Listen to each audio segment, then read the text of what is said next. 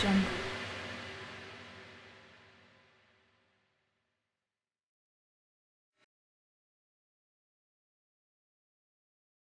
السلام علیکم پیارے دوستو، زلفی نالج لینڈ میں خوش آمدید۔ سلطان صلاح الدین ایوبی رحمۃ اللہ علیہ سلطان کی وفات کے بعد ایک بار پھر شمس النساء کے رشتوں کا سلسلہ شروع ہو گیا۔ بڑے بڑے امراء نے اپنے بیٹوں کے پیغام بھیجے تھے۔ امیر حسام الدین حسین جو شمس الدین ابن مقدم کا معاون خاص تھا، اس نے بھی رضیہ خاتون کے سامنے اپنے بیٹے جلال الدین کا نام پیش کیا تھا۔ شمس النساء نے رشتہ کرنے والوں کے پیش نظر ایک ہی مقصد تھا کہ اس شادی کے ہوتے ہی وہ دمشق اور شام پر قبضہ کر لیں گے اور کمسن ملک صالح کو راستے سے ہٹا دیں گے۔ ان امیدواروں میں سب سے زیادہ طاقتور نام موصل کے حکمراں سیف الدین کا تھا، جو رشتے میں سلطان نور الدین محمود زنگی کا حقیقی بھتیجا تھا۔ سیف الدین کو پورا یقین تھا کہ زنگی خاندان کا ممتاز ترین فرد ہونے کے باعث رضیہ خاتون اس رشتے سے انکار نہیں کر سکیں گی۔ سیف الدین کے ذہن میں بھی دیگر امیر زادوں کی طرح وہی خود غرضانہ منصوبہ تھا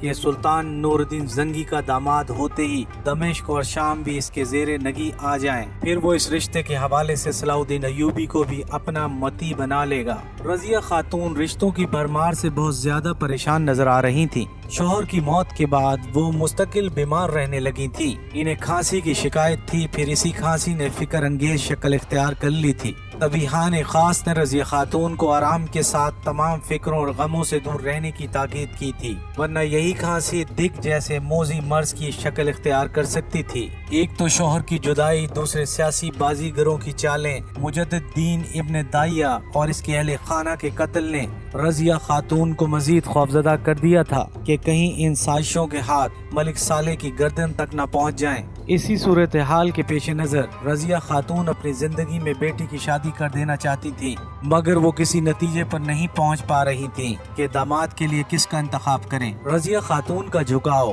موصل کے حاکم سیف الدین کی طرف تھا کہ وہ اسی خاندان کا ایک فرد تھا۔ اسی دوران میں دوسرے امراء کی خواتین بھی ایک دوسرے کے خلاف رضیہ خاتون کے کان بھرتی رہتی تھی۔ ہر ماں اپنے بیٹے کی تعریف میں زمین آسمان کے کلابے ملا دیتی تھی، مگر دوسرے امیدواروں میں دنیا بھر کے عیب نکال دیتی تھی۔ الغرض اسی شور میں رضیہ خاتون کی قوت فیصلہ بہت کمزور پڑ گئی تھی۔ خاندان میں ایسا کوئی ہمدرد بزرگ موجود نہیں تھا جو خطرات میں گھری ہوئی ایک ماں کو صحیح مشورہ دیتا۔ آخر اسی کشمکش میں ایک دن رضیہ خاتون نے اپنے شوہر سلطان نور الدین محمود زنگی کو خواب میں دیکھا۔ سلطان عادل اپنی رفیقہ حیات کو مخاطب کر کے انتہائی محبت آمیز لہجے میں کہہ رہے تھے، رضیہ خاتون، تمہیں شمس النساء کے لیے پریشان ہونے کی ضرورت نہیں، اللہ کی ذات پر بھروسہ کرو اور صلاح الدین کو اپنی دامادی میں قبول کر لو۔ وہ حقیقی مجاہد ہے اور مجاہد کبھی کسی کو مایوس نہیں کرتا۔ تقریباً 1 سال بعد رضیہ خاتون نے شوہر کو خواب میں دیکھا تھا۔ کچھ دیر کے لیے 20 سال کی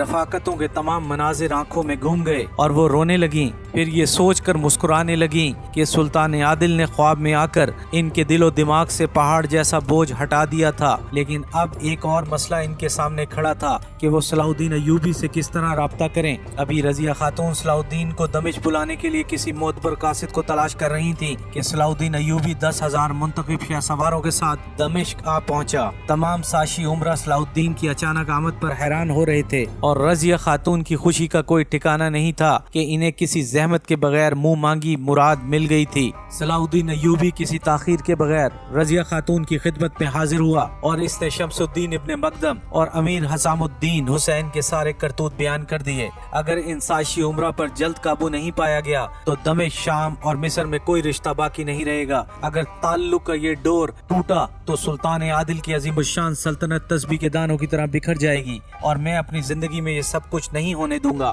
اگرچہ صلاح الدین ایوبی رضیہ خاتون کے سامنے ایک انتہائی فرما بردار بیٹے کی طرح بہت نرم لہجے میں نظریں جھکا کر بات کرتا تھا، مگر آج وہ بہت زیادہ جذباتی نظر آ رہا تھا۔ اس کی آواز بھی بلند تھی اور چہرے سے غصہ بھی چھلک رہا تھا۔ رضیہ خاتون کو کانوں کان خبر نہیں تھی کہ شامی عمرہ اور صلیبیوں کے درمیان صلح کا معاہدہ ہو چکا ہے۔ ایک پردہ دار اور گھریلو خاتون ہونے کی وجہ سے نہ وہ سیاست کی پیچیدگیوں کو سمجھ سکتی تھی اور نہ باہر کی خبر رکھ سکتی تھی۔ پھر جب صلاح الدین ایوبی نے یہ خوفناک انکشاف کیا تو کچھ دیر کے لیے رضیہ خاتون سکتے میں آ گئیں۔ پھر ان کی یہ کیفیت زائل ہوئی تو بہت ادا لہجے میں کہنے لگیں، مجھ کمزور عورت کے پاس اس کا علاج بھی تو نہیں۔ مادر ملکہ ابھی آپ کا یہ خادم زندہ ہے۔ صلاح الدین ایوبی نے انتہائی پرجوش اور جان نثارانہ لہجے میں کہا، اگر آپ مجھ سے بدگمان نہ ہوں تو میں ان نمک حرام عمرہ کو سزا دینا چاہتا ہوں۔ میں تم سے کبھی بدگمان نہیں ہو سکتی۔ رضیہ خاتون نے انتہائی محبت آمیز لہجے میں کہا، تم سلطان عادل کا حرف اعتبار ہو۔ پھر رضیہ خاتون نے اپنا خواب بیان کرتے ہوئے صلاح الدین ایوبی کو سلطان نور الدین محمود زنگی کی خواہش سے باخبر کیا۔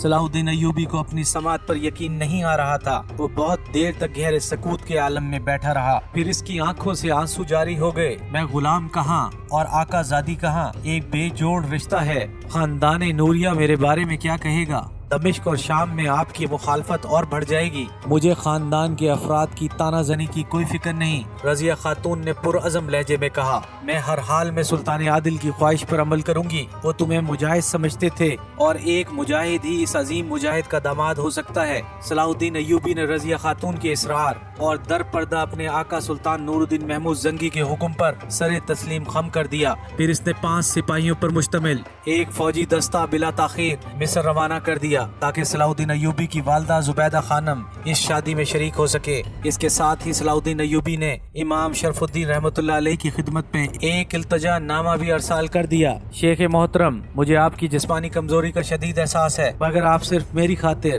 دمشق تشریف لانے کی زحمت گوارا کریں گے۔ اپنے اس خط میں صلاح الدین نے صاف صاف لکھ دیا تھا کہ اس کا نکاح امام صاحب ہی پڑھائیں گے۔ صلاح الدین کی دمشق آمد کی خبریں موصل اور شام پہنچ چکی تھی۔ موصل کے حاکم سیف الدین نے اس اطلاع کو حیرت کے ساتھ سنا، مگر اسے کسی قسم کی پریشانی نہیں تھی کیونکہ وہ صلاح الدین ایوبی کے ارادوں سے باخبر نہیں تھا۔ اس کے برعکس شمس الدین ابن مقدم اور امیر حسام الدین حسین بدحواس ہو گئے تھے۔ ان کے نزدیک صلاح الدین ایوبی کی آمد کسی نئے طوفان کا پیش خیمہ تھی۔ وہ دونوں گرگ بارہ دیدہ امکانی خطرات اور ان کی پیش بندی کے بارے میں سوچ ہی رہے تھے کہ سلطان ملک صالح کا قاصد ایک خط لے کر آیا جس پہ تحریر تھا، کسی تاخیر کے بغیر دمشق حاضر ہوں، مملکت کے انتظامی امور میں آپ دونوں کی شرکت اور مشورے ضروری ہیں۔ سلطان ملک صالح کا حکم نامہ پڑھ کر شمس الدین ابن مقدم اور امیر حسام الدین کے چہرے فک ہو گئے۔ دمشق میں موجود ان دونوں کے جاسوسوں نے انہیں پہلے ہی خبر پہنچا دی تھی کہ صلاح الدین ایوبی اپنے 10,000 جانبازوں کے ساتھ آیا ہوا ہے، اس لیے انہیں اپنی گرفتاری کا خدشہ تھا۔ پھر دونوں نے ایک ہی بہانہ تراشا کہ وہ شدید بیماری کے سبب اتنا طویل سفر نہیں کر سکتے، صحت یاب ہوتے ہی سلطان کی زیارت کو حاضر ہوں گے اور ان کی عدم موجودگی میں جو فیصلے بھی کیے جائیں گے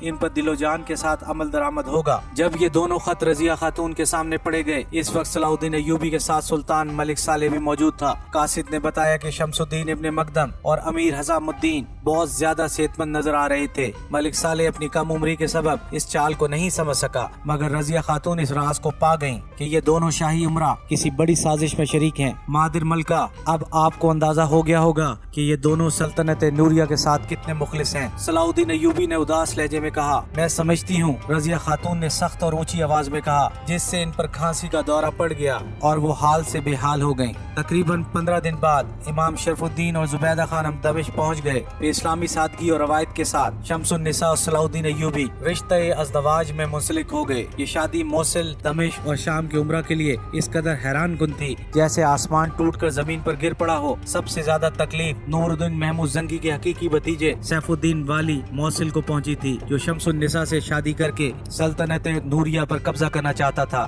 اس نے شادی کی خبر سن کر اپنی چچی رضیہ خاتون کے نام ایک گستاخانہ خط تحریر کیا تھا۔ میں تصور بھی نہیں کر سکتا تھا کہ آپ ایک غلام زادے کو اپنا داماد بنا کر خاندان زنگی کی عظمت و جلال کو اس طرح خاک میں ملا دیں گی۔ میں نے اپنے باپ کی موت کے صدمے کو بھلا دیا، مگر اس جاگداز حادثے کو زندگی بھر فراموش نہیں کر سکوں گا۔ ایپیسوڈ 70 اختتام پذیر ہوئی۔